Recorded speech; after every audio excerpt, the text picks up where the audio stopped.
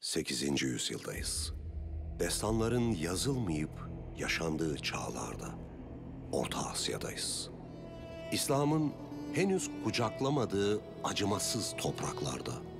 Çin sivri dişlerini Türk budununa doğrultmuş. Rus varenkler, Moğollar, Soğutlar, Persler tuzakta bekler. Yetmezmiş gibi aynı kana atam diyen Türk boyları birbirine düşman kesilmiş. Çağ vahşi, yurt puslu. Ama bir destan çağı da yurdu da aydınlatır. Köle bir kızla çolak bir han oğlunu anlatır.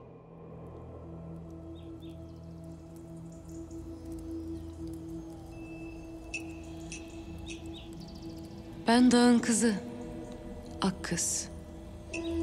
Sizden yüzyıllar önce doğdum. Sizden yüzyıllar önce bir düş gördüm.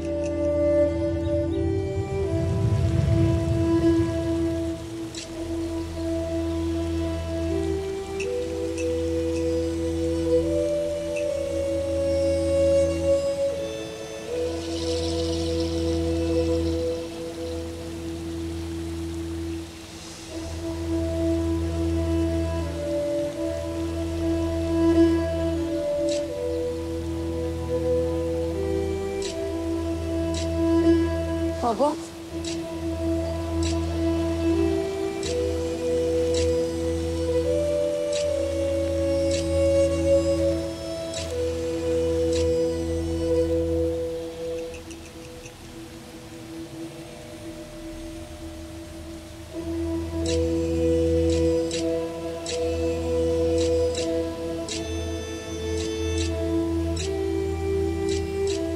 Yayını ger, okunu at Akkız.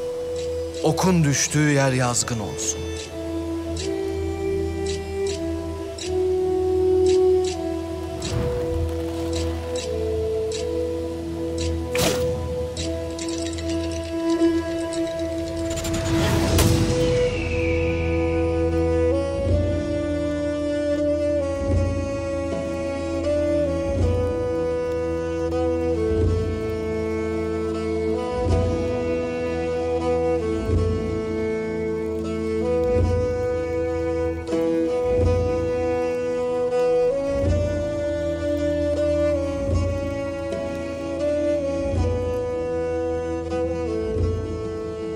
Kurdu ayağın, tahtı otağın, ufku durağın bilesin Akkız. Yürüyesin. Korkma, üstün gelecek olan sensin.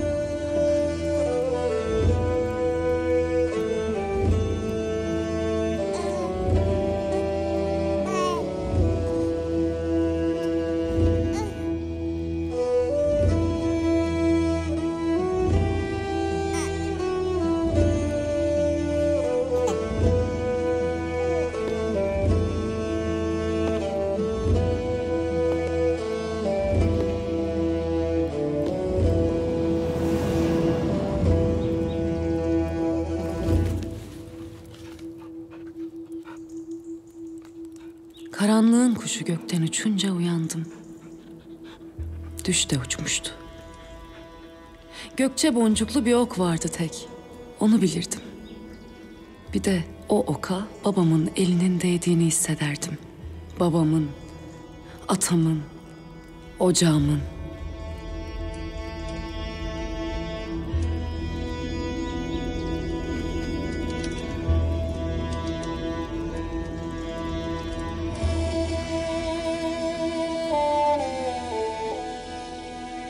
Sizin zamanınızda da böyle mi bilmem. Bizde ata ocağı yazgının damgasıdır.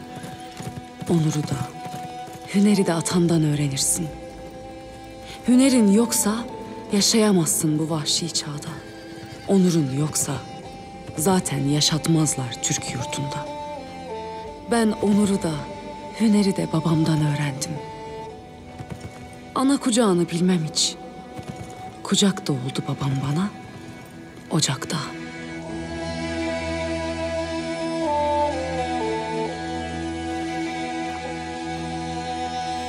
Sonra ocağıma kıydılar. Ben sıcakta üşüdüm. Ayaz'da yandım. Öfkemin ateşini, küçük bir çocukken beni dağda ocaksız koyan Gök Hanı için harladım. Şu yetim başımı Gök Hanı'na kaldırdım.